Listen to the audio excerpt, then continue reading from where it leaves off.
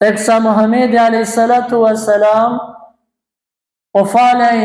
në Qabe, në vendin e bekuar, Abu Jahli,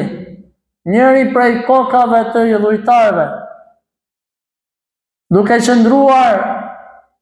me shokët e tij, e jep një mendim,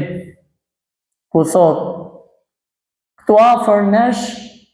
është therrur një deve.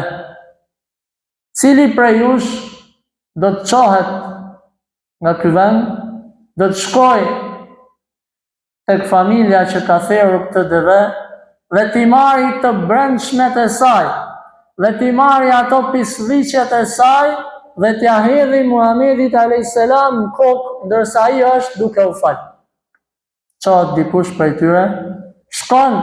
dhe i merr pa pastërtit, dhe teksa Muhamedi alayhis salatu wassalam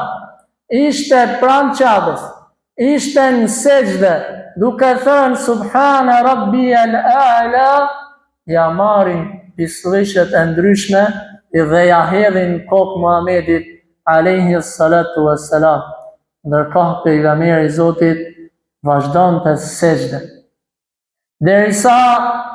doli vajza e tij e vogël, Fatimia, Allahu qoftë i kënaqur me të, dhe ja largoi